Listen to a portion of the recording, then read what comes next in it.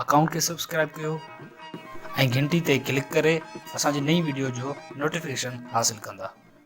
सब खां पहिरियां त आउं अवामी वर्कर्स पार्टी जे दोस्तनि खे बाशऊर साथियुनि खे मुबारकबाद ॾियां थो, जिन दुनिया जे अज़ीम शाइर ऐं हिकु वॾे शाइर खे सम्झण लाइ सम्झाइण लाइ नौजवान ऐं असां जहिड़नि दोस्तनि खे मदऊ करे सिख्या जो हिकिड़ो मौक़ो ॾिनो आहे। इल्म जी का कथ कान्हे का, केर बि दोस्त का सुठी ॻाल्हि ॿुधाए हासिल ज़रूरु कबी। असांजे दल साहब जेका शाह लतीफ़ जे तनाज़ुर में जेको कुझु ॻाल्हायो, मुख़्तसिर ऐं कलील अरसे में ॾाढो सुठो ॻाल्हाईं, छो त लतीफ़ ते ख़ैर सलाही असां वटि बहस मुबाहिसो थिए ई कोन थो। आम तौर ते आउं हिकु उस्ताद आहियां, जेकॾहिं ही सभु स्कूलनि में शागिर्द असां सभु पढ़ी निकिता आहियूं।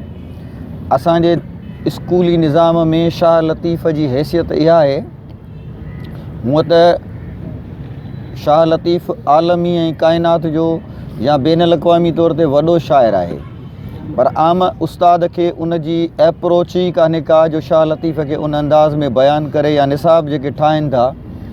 असांजे आम उस्ताद खे ऐं शागिर्द खे इहा ख़बर आहे त शाह लतीफ़ साईं सदाईं करी मथे सिंध सुकार, ऐं ॿी इहा ख़बर आहे त तूं हबीब तूं तबीब तूं दर्द जी दवा। ऐं टीं असांजे शागिर्द या उस्ताद खे ख़बर आहे त सारंग सार लहेज अलाह लॻ उञनि जे।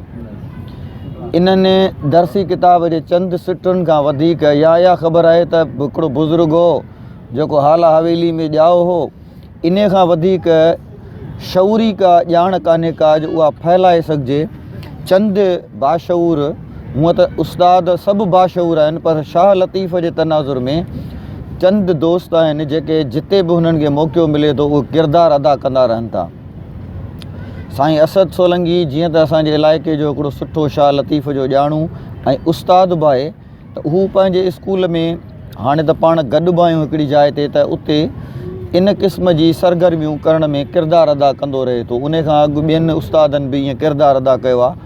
ऐं अवां जेको ही नंढड़ी कचहरी रखी आहे, इहा हिकिड़ी मस्बत ऐं ॾाढी सुठी आहे। साईं असदुल्ला जी ॻाल्हि खे मां वधायां त लतीफ़ जी कचहरीअ खे पाण सभु गॾियल तौर ते हिकु अॾ जा कान आहियूं, उहे सिंधियत बि संगत जा दोस्त हुजनि, अवामी वर्कर्स पार्टी जा दोस्त हुजनि, या कंहिं सियासी समाजी तंज़ीम जा साथी हुजनि, सभु हिकु अॾ जा कान आहियूं। नंढड़नि हिसनि में, छो त 30 सुर आहिनि शाह लतीफ़ जा, उन ते ॻाल्हाइणु ऐं हिकिड़े टाइम ते गुफ़्तगू करणु, इहा हिकिड़ी कॉम्प्रीहेंसिव गुफ़्तगू थींदी जेका मां सम्झां थो त जंहिंमें महीना लॻनि। हिकिड़ो कलाकु या हिकिड़े वेहक में शाह लतीफ़ खे सम्झणु इहो त मुमकिन आहे ई कोन को। ऐं ख़ासि तौर ते असांजे नए नसुल खे, जंहिंखे शाह लतीफ़ जी अञा उहा ॼाण आहे ई कान का, छो त असां शाह लतीफ़ खे ॾिसूं था त उते पड़ पिया पवनि ऐं चादरूं पियूं पवनि, हिकिड़ो बुज़ुर्ग आहे जेको पुट ॾींदो आहे। आम माण्हूअ जी एप्रोच त इहा आहे त इन खां हटी करे जॾहिं गुफ़्तगू कबी, त जेकॾहिं सुरनि खे विराइजे ऐं नंढड़नि सुरनि जे अंदरि वरी जेके हिसा आहिनि, त पोइ पढ़णी बि थींदी ऐं उन ते साईं असद जी ॻाल्हि वांगुरु हिकिड़ो सुठो ॻाल्हाए सघिबो। साईं जेका मुहबत या जिदोजहद जी ॻाल्हि कई, हिकिड़ी अधु ॻाल्हि करे ऐं वक़्त जो क़दुरु कंदे साईं सुहिणी खे बयानु कयो। ॾिसो, सुहिणी जिदोजहद शाह लतीफ़ जा समूरा किरदार असां लाइ अनमोल आहिनि।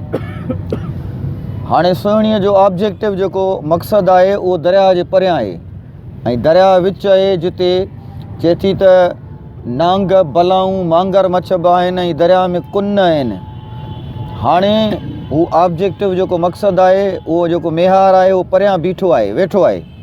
हाणे हीअ किनारे ते बीठी आहे, मूं जहिड़ा उहे माण्हू जेके ज़ाहिरी तौर ते दोस्तनि सां गॾु हूंदा आहिनि, हाणे उहे पंहिंजी सहेलियूं गॾु अचनिसि थियूं ऐं चवनिसि थियूं मसइलो ई कोन्हे, तोसां गॾु था हलूं।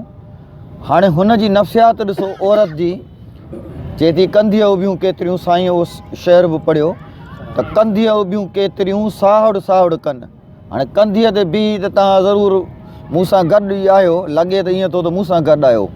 कंधीअ उबियूं केतिरियूं सावड़ सावड़ कनि, कनी सांगो साह जो के घोरियसि के गिणनि। किन खे त साह बाहि ॾिस, बाहि न बाहि में केरु हलंदो, दरिया में केरु हलंदो। हिकु औरत छा उहा स्विमर हुई, छा उनखे तरणु ईंदो हो?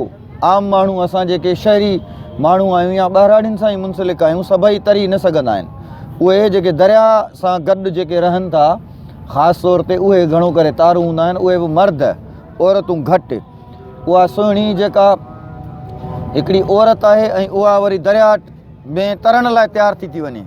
हाणे सहेलियूं अचनिसि थियूं, चवंसि थियूं इश्क जेको मोहबत जी साईं ज़िक्र कयो, पर हाणे हुनखे उन मोहबत आहे, उन मक़सदु हासिलु करण सां ओॾे वञिणो आहे उनखे।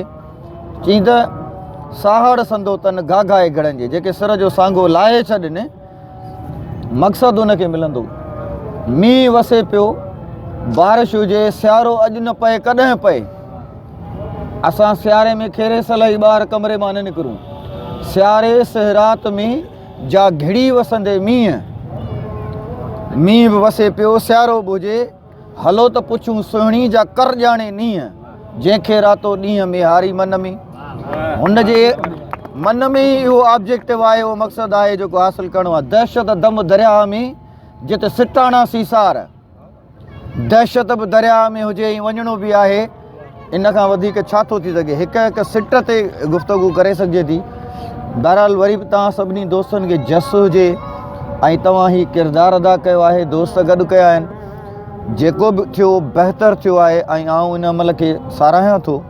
उमेदु आहे त अॻिते बि इहे सिलसिला जारी रहंदा। तव्हांजी वॾी महिरबानी।